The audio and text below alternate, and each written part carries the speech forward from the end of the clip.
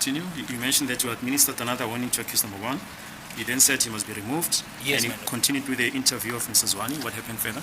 Yes, upon establishing, my lord, that he was collaborating, most of the facts, there were just some small differences, and that, if I recall correctly, my lord, it was in relation of whether he knew before they went, because they came twice in my calculation or not. The inconsistencies were simply there. No, kuloko ayekusho lokho kwakufana kakhulu naloku esasesikwazi kwakukhona yebo ukwehlukana nje okuncane kwakukhona kodwa ke okuningi kwakufana njengoba esekhazile ukuthi washo ukuthi bafika kabili kuyena. Then, my lord, I then decided that a statement from him rather should be obtained, and I requested then Colonel Muthambe, who was the commander of the anti-corruption unit of the Hawks, the DPCI in Germiston, to assist in taking this statement under Section 204 of Act 51 of the Criminal Procedure Act of CPA of 1977.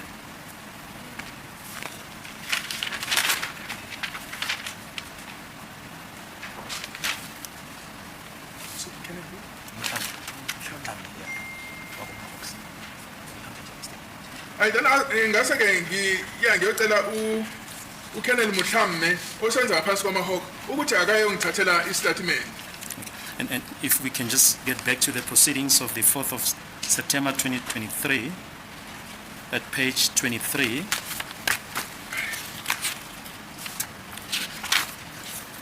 line 18.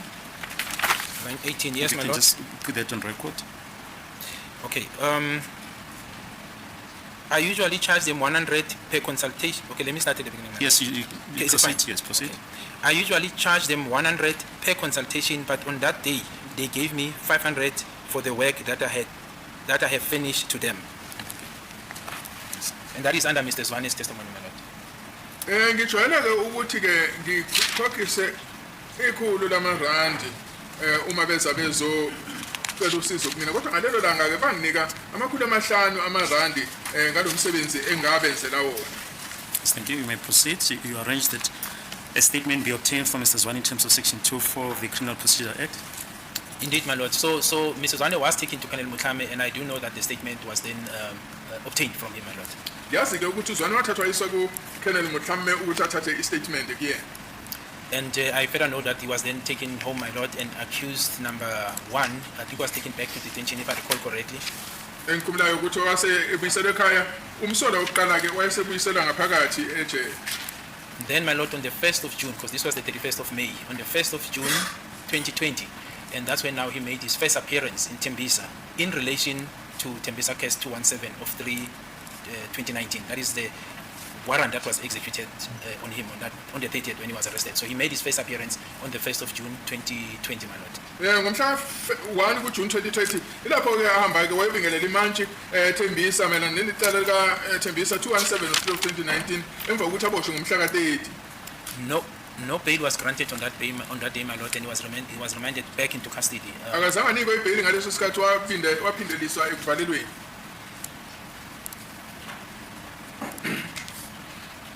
Yes. Now, my lord, on the 4th, and that is following up on our last discussion when I spoke to him the first time, I then went to see him on the 4th of June 2020. Ngomhla ka-4 kuJuni ke saphinde saba nengxoxo elandela lokhu ke uthi sasike saqoqa ngaphambili. I warned him according to his constitutional rights again, my lord. Ngase ngimtshela ke ngamalungelo akhe futhi. So where did you go to see him? It was in Valeria, my lord, Valeria SAPS. Ngalesikhathi ngiyambona wayesevaleria SAPS esikhumulweni samapolisa sevaleria. Yes, my lord. So I warned him according to his constitutional rights. I've covered that as well in my trial within trial evidence. But the essence of it was to establish if he is still willing to point out the crime scene, and the answer was yes, my lord. Mase ngiyombonayo ngaleso sikhathi emva ukuthi ngimtshele amalungelo akhe ngafuna ukuzwisisa kahle ukuthi sazimisele yini ukuthi ayosikhombisa indawo yobugebengu. And this willingness, my lord, as I mentioned it during the trial within trial, was made freely and voluntarily, my lord. Njengoba bese ngishilo ku-trial within trial ukuthi hayi wayeshilo ukuthi uyavuma ukuthi uzoya ayosikhombisa. My lord, then that led me to phoning around until I got assistance from Lieutenant Colonel Ratha. Ngase ke ngizama ke ukuthola ongangisiza engagcina ngithole usizo ku Lieutenant Colonel Ratha. with an understanding that the accused must be taken to Albertine Police Station on the 5th of June 2020, that is the following day, where he will then take it from there, my lord, for the pointing out. Lapho ngangifisa ukucela ukuthi ayise esikhumulweni samaphoyisa eAlberton ngomhla ka5 kuJune kuyilanga elilandelayo. Sergeant Mohane, my lord, was given the task, in other words, of moving accused number 1 from Valeria to that station, which is Albertine, and coordinating that arrangement with Colonel Ratha. So I gave the numbers to each other so that they communicate. And uSergeant Mohane ke uyena ke ngamathosa umsebenzi ukuthi ke aka hambise umsolo esusa eValeria iswa eAlberton lapho ke ayohlangana khona no Lieutenant Colonel Ratha futhi ke nokwenza wonke amalungiselelo adingekayo ukuthi ahanjiswe. Now, my lord, I do know that indeed the pointing outs were done on the 5th of June 2020. Ngiyazi ukuthi bahamba bayokhonjwa indawo ngomhla ka5 kuJune 2020. And when I received, not the same day, so maybe let me deal with it in sequence, my lord. So when it was done, I would then receive the confession form, the pointing out form first, and then subsequent to that, in a couple of days, then I received the photo album of the pointing outs. Okwenzeka ukuthi ke ngathola kwabahamba bayokhomba indawo ke yokuthi la indawo yobugebengu la yenza khona emva kwaloko ke ngase ke mina ngithola izithombe ezikhombisa ukuthi kwenzekani la kwakwenza khona ikhomba indawo yobugebengu. Now, what I noted, my lord, in particular on the photos, is that in some of the photos, accused 1 is seen pointing at a scene, and that place that is pointing at, because I've been there, I went to visit the scene. It's actually the crime scene. It's number 13511 Kutwano Street, Fosoras. That is the crime scene, or rather the place where the deceased in this matter was shot, and he took the pointing out officer to that address. Engingakuphaula ukuthi ngaqaphela ukuthi umsolo wokuqala la ethombeni wayekhomba indawo yobugebengu okusho ukuthi ila umuzi ke lo wase 13511 Kutwano Street lapho ke umufi wajujulela khona. I also recall, my lord, that I saw a photo of pointing out next to Maswidi hostel, or rather around there on the street, and that is in line with what the investigation was saying, that they would have met in that hostel before the incident was executed, and then met after, and thereafter it was dropped after the incident, my lord. So that location, because I know that place as well, my lord, it is situated around the Maswidi hostel. And futhi ke wahamba yokhomba ke ihostel laseBasuthwini la ekuthiwa khona babeyahlangana bengakayi endaweni yobugebengu nokuthi ke emva kwaloko ke baphinda bayohlangana khona ke lapho ngiyayazi le ndawo ngabona ukuthi yona. My lord, what I also forget, if I can just take the quote back, I forgot to mention it when I was talking to him on the 30th. This is now when he was making a session or admitting to his involvement in the killing of the deceased. One of the things that he mentioned was that this murder, it was a contractual killing that was given to them by then the girlfriend of the deceased, Ms. Kelly Kumalo. Manje okuyengifuna ngikusho bese ngikhohle ukusho ukuthi ngomhla ka30 mangikhuluma naye wamukela ukuthi yebo wayethinteke kubulaweni kukamufi futhi ke nokusho ukuthi umufi wabulawa abantu abathunyiwe ukuthi ke bayethunyele ingcwayi kamufi okwakukheli Kumalo. At which point did you mention it? It was during our interaction outside at the parking lot of the police station, my lord, in Fosoras. That is prior to him being handed over to Colonel Mboto, before we moved to Eraton. Kusho ukuthi ke lokho kwenzeka lokhu eparkeni lase Fosoras engaka dluliselwa ke kuKenele ukuthi ke ayokhulumisana naye ayothatha istatement. Now, my lord, I'm saying the part of the girlfriend because when I looked at the statement that was taken by Colonel Mboto and also the pointing out, because Lieutenant Colonel had also made some notes, that part as to who sent them to kill the deceased is mentioned. In other words, the name of Kelly Kumalo is there. So that aspect was then corroborated as well. Usho ukuthi ke uma ngikhuluma ngalokho ukuthi ke yini ngisho ukuthi ke babethunyelwe igirlfriend ukuthi statement isikamboto washo futhi ukuthi kwavela futhi ukuthi owayebathumile uKelly Kumalo. Furthermore, my lord, the issue of the crime scene that he told me about was corroborated in this pointing out because, as I said, I know the crime scene. The photos were taken of him standing outside the house, and that part then was also corroborated. That when he said, "I do not know the address, but I can point out the scene," he pointed out the correct crime scene where the deceased in this matter was killed. And futhi ke ukuthi ke mayelana nendawo yobugebengu ngiyayazi le ndawo futhi umsolo wathathwa isithombe ngaphandle kwale ndawo eyikhomba ukuthi noma ke engenalo ikheli la le ndawo kodwa washo ukuthi ngiyayazi le ndawo nganthatha nginise kuyona. The other collaboration, my lord, it was in relation to the traditional doctor, because what transpired on the 31st, he took them, he pointed out where the traditional doctor was residing. The traditional doctor was brought to me, and his assertion and the communication and subsequent statement that he made was a collaboration of the statement, the confession that he made, my lord. Okunye-ke ile nyanga le ekwakhulunywa ngayo ukuthi umhla 31st wabathatha ngoba ayishilo ukuthi khona inyanga baya kuyona wabathatha wayahamba uyakhombisa la kuhlala khona leya nyanga. Yes, my lord. Thank you. You mentioned that you received the pointings out form that was handed up as Exhibit GG during the trial within a trial. Yes, my lord. And you also mentioned photos that were taken during the pointings out, which were handed up as Exhibit GG in brackets 1 Correct, during my the lord. trial within a trial. I did mention them, correct, my lord. Yebo ngikhulumile ngefomu elagcwaliswa ngesikhathi ke kwenziwa le khomba nezithombe ezathathwa ngesikhathi ke kwenziwa le khomba. I just want to show you photos of Exhibit GG in brackets 1. This is a photo album compiled by Surgeon Mapakela, taken during the pointings out. In particular, I wish to draw your attention to photo number 14. Indeed, my lord. So photo number 14, but as well as photo number 15, depicts the outside house, the crime scene basically. This is the house where the deceased was shot and killed. This is Tombe ke ezathathwa Surgeon Mapakela usithombe number 14 number 15 sikhombisa ngaphandle kwendlu la umufi ajujulela khona le sikuthiwa ke indawo yobugebengu. Photo 16. Yeah, sorry, my lord. Maybe just to put that into the right context so that I'm not misquoted. So this is where he was shot, and then he was certified dead at the hospital. So he wasn't certified dead at the scene, but this is where the incident took place. And then at 21:15, when he arrived at Uchilong Hospital, he was then certified dead, my lord. Mangicacisa ke kancane ukuthi ila ukubona okuthiwa wajujulela khona kodwa ke akazange ashonele kule ndawo ngo 21:15 esibhedlela ila kwashiwo khona ukuthi cha useshonile. And that is the 21:15 of the 26th of October 2014, my lord. And isikhathi ke lesi isikhathi 9:15 ngomhla ka 26 October 2014. I just want to refer you to the photo album of Lieutenant Colonel Mshololo, which serves as Exhibit D before this court. Yes, my lord. Photo number 2.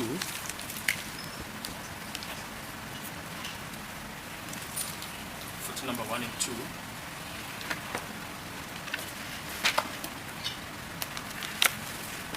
Yes, my lord. Yes, what is your comment? So photo 1 and 2, my lord, it depicts the same house, the crime scene. In other words, it depicts the same house that is contained in the photo album of the pointing out in photo 14 and 15. Isithombe sokuqala sesibili sikhombisa le ndlu eyakhonjwa kukhomba kuyokhonjwa indawo yesigameko ebonakala esithombeni number 14 no 15. The only difference, my lord, is that the photos that were taken by Lieutenant Colonel Mshololo back in 2014, there was no black gate, steel gate. So in the photos that were taken on the 5th of June 2020 by the photographer who was in the company of Colonel Hadebe, there is a gate. So the difference is the gate and the paving, but the house is the same, the brick structure and the wall. Kukhona umehluko kulesi sithombe ezathathwa umhlahlo ukuthi ke lapho yangakabi khona isango lensimbi elimnyama. Izithombe zathathwa ngomhla ka 5 kuJune 2020 lapho ke kwabe noSergeant Hadebe ziyakhombisa lapho ukuthi likhona isango elali lensimbi lalikhona. And the photo number 2 of Colonel Mshololo's album, my lord, exhibits rather, also depicts the grayish brownish BMW X6, and this vehicle, because you can see the registration number, is the vehicle that belonged to the deceased, Mr. Senzo Meyiwa. Futhi kulezi ithombe ezazithathwe umhlahlo kubonakala lapha khona iBMW Grey X6 kubonakala kahle ucaca ukuthi kwakuyi BMW eyayika Senzo Meyiwa. Photo 16 of Exhibit GG in brackets 1.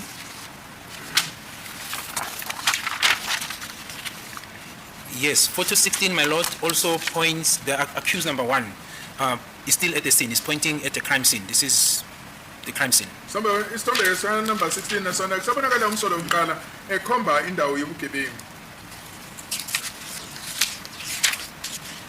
In photo number 19 of Exhibit GG1. Photo number 19, my lord, is pointing. This is the evidence I refer to. Is pointing. There's a main road, and is pointing down. But if one looks at, and if you read this in conjunction with the pointing out comments, that's the situation. That is a spot which is situated on next to Basutuni Hostel. Lapha ke kulesi sithombe usemgwaqweni kodwa ke I'm going to object. Yes. Brother uGininda is trying to come with his own analysis. Pointing out is a very specific thing. It's either you pointed a specific thing without there being, without the information that is being interpreted, which is being pointed out being interpreted. Now he is feeding this court what he thinks could have been pointed the day on which the alleged pointing out was made. When I was listening to him, and I listened very carefully. Yes. He says, "I know that spot." That's what he premised. He is now talking about Basotho Hostel. Yes, he says he knows that. Didn't you say that? I said exactly that, my lord. He says, "I know that spot." I said exactly That is where they say they left, and that is where they say they came back to. My lord, he is saying he's pointing at the tar road, and this tar road is at Basotho Hospital. We can drive now to check if. But what I'm saying, my lord, if it needs to be. Mr. Mxolisi, Yes, my you lord. can argue that. No, but my lord, this is not a point to be argued. It needs to be taken up now so that it needs to be corrected. Because the court will then later on come and say, but why didn't you raise your objection then? This is the reason why I'm raising this objection, man. Under cross-examination, you can put it to the brigadier that you were wrong by this and this and this. Am I therefore not allowed You want to to object cross-examine now? him? You want to cross-examine him during the time when he's giving his testimony. I don't know that procedure. So you can keep that evidence if you say he's wrong or he's lying, to put it strongly. Thank you, And madam. when you cross-examine him, you can point out how he's lying. Thank you, my lord, but I think this served to check the minds of my colleague and myself as well. Thank you, my lord. Okay, yes. Just quick, please. I think Advocate Mxolisi will be well advised to read Section 209 of the Criminal Procedure Act. What does 209 say? Let's read it because we forget these things.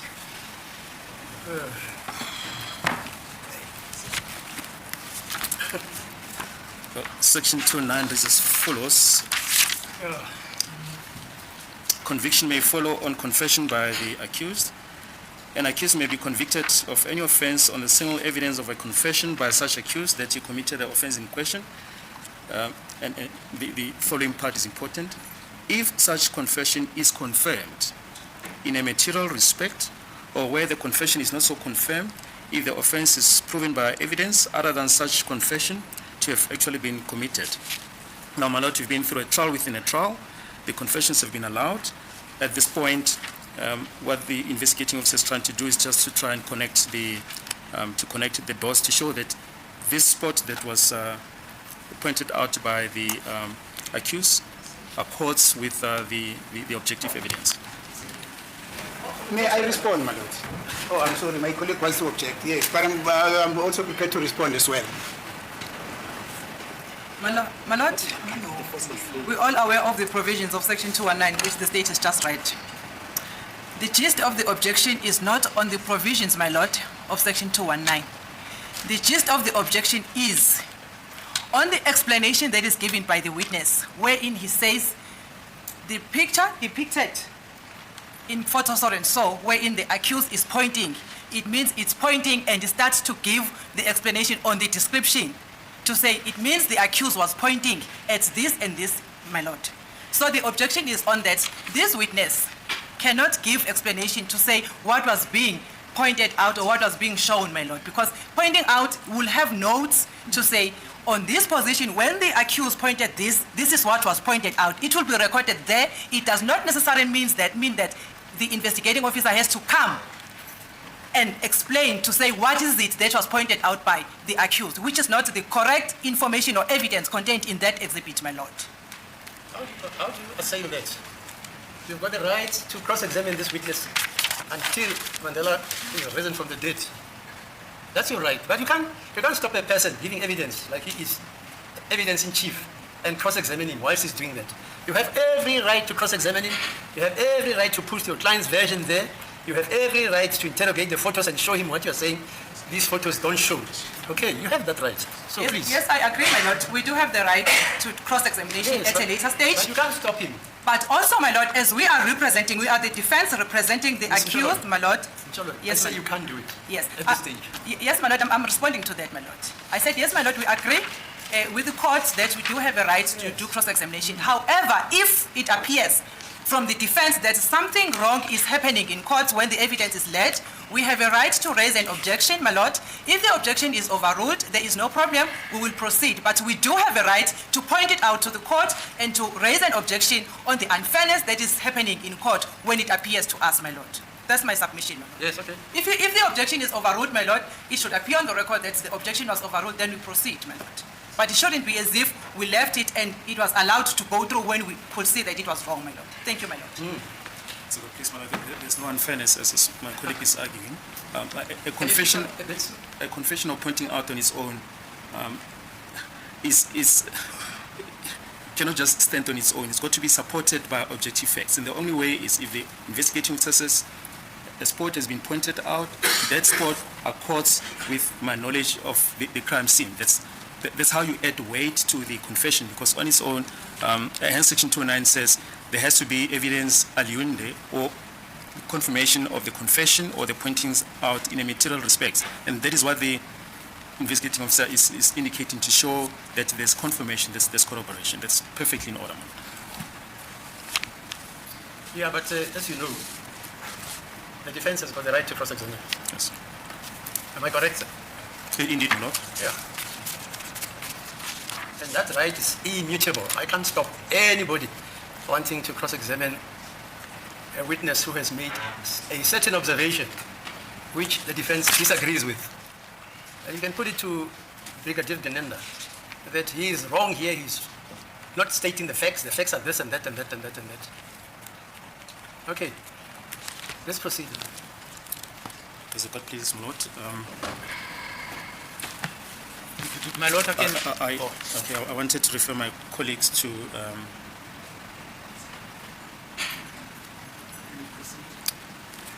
comment on That's a ruling that we can proceed. My colleague says he wants to refer us to something. Is that not an issue for argument as well? Because the manner in which he's doing it, we are going to request tomorrow when we come back that we should counter what he is trying to refer us to by also referring him to certain authorities as well. This is highland procedural. Otherwise, he's overruling the court when he says he wants to refer us to something when the court has said that we can proceed. He wants to educate the court. You're trying to quote the case. We are thinking you want to educate. No, I just wanted to buttress the point, but I'll leave it at that. You can proceed. Yeah, he needs to be very specific, madam. If he wants to educate the court, he must state it that I want to educate the court. Because I am not interested in his education. I'm educated enough to be educated by him. Yes, we can proceed, Brigadier uGininda. You were at photo number 19. Yes, my lord. But my lord, can I just say the following? And because I've said it in my evidence, and I think I dealt with it during the cross-examination on the main trial, on the trial within trial. Photos, as much as they can tell thousands ways, they don't speak. When these confessions was taken, the confessions, the written one, and the photos, I needed to corroborate what was said. That's how you make sense of the confession. You can't take it on the face value and say, this person has said this, it's written there, it's the gospel truth. You must corroborate it. Corroboration means there's a suspect or an accused pointing a scene. Where is this place he's pointing? When I said I know this place, my lord, it's because I had to go to these places and corroborate. Where was the car stationed? Where was it placing? Is the place he is pointing? Collaborate with what we have in evidence. That's how you build a case. Mr. uMnisi was the prosecutor for the state. He ought to know that. Secondly, my lord, page photo 21 on exhibit GG1, photo 21, you can see clearly the hostel behind. The car that was driving the accused, that is accused number 1, is depicted there. Behind it in photo 21, you can see the building of the hostel. So it will not then make sense, my lord, to say, and this is a process I had to embark on to corroborate what was contained in his statement, as well as the statement of accused number 2. Ngicela ukuthi lapha kulesi sithombe sibheke futhi ukuthi izithombe azikwazi ukuzikhulumela. Kufanele kube khona ukuqhasa okubonakala esithombeni. Manje kwangiphoqa ukuthi mina ngizama ukuthi ngitholisise ukuthi ilaphi le ndawo. Ngakangiphoqa ukuthi ngiye kuleyo ndawo ukuthi nami ngizozitholela esami isiqiniseko sokuthi lo mgwaqo lo awukhombayo umgwaqo oyapi. Lapha photo number 22 kuyabonakala ukuthi nansi le hostel akhuluma ngayo ingemuva futhi ke nale moto ehambisa umsolo uqala nayo ikhona lapha esithombeni iyabonakala. And furthermore, my lord, that did indicate that I was looking at this photo album in relation to the notes that were made by the pointing out officer. And I think that deals with what Mr. Umshololo was saying, my lord, that it's not like I was just looking at the document, interpreting it in my own way. I wanted to see if it can be corroborated or not, because that's how investigations are done, my lord. Futhi ngifuna ukusho ukuthi ngangibheka lezi ithombe ngiqhathanisa ke namanothi ayibhalwe yilo owayethatha izithombe ngesikhathi kuyokwenza le khomba khomba. And futhi ke kwakungiphoqa lokho ngoba ngangingafuni ukuthi kube yimina engizibhekela ukuthi kwenzekani. Ngifuna ukutholisisa ukuthi lezi ithombe zithathwe ngayiphi indlela nokuthi zasikhuluma ngani. And lastly, my lord, that I've said, I know this place, I stand by that, I definitely know it. And if that is in dispute, we can do the inspection in local. So uMnisi, we can come, we can go to this place, my lord. Cha ngifuna ukunezezela futhi ngithi ngiyayazi le ndawo ngiyile kuyona uma ukuthi kuba uMnisi ufuna ukuthi siphindele kule ndawo ukuthi siyoyihlola futhi xa singakwenza lokho kodwa ngiyayazi le ndawo. Are you done with the expression on photos 19 and 20? Yes, 19, 20, as well as 21, my lord, because photo 21 shows the hostel. You can actually see the buildings clearly of photo 21. Kwesithombeni number 21 ihostel libonakala kahle. Thank you.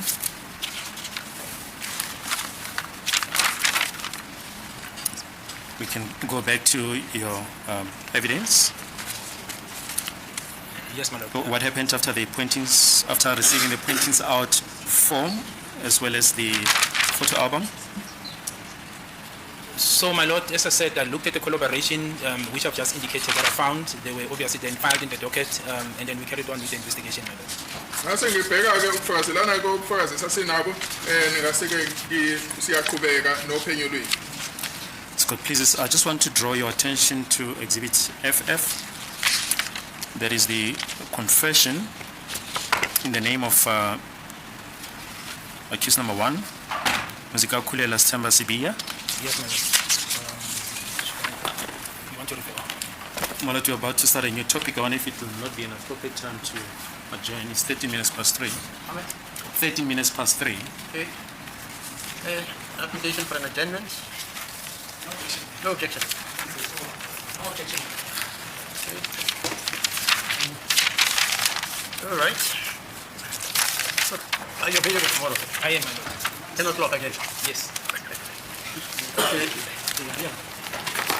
10 o'clock tomorrow.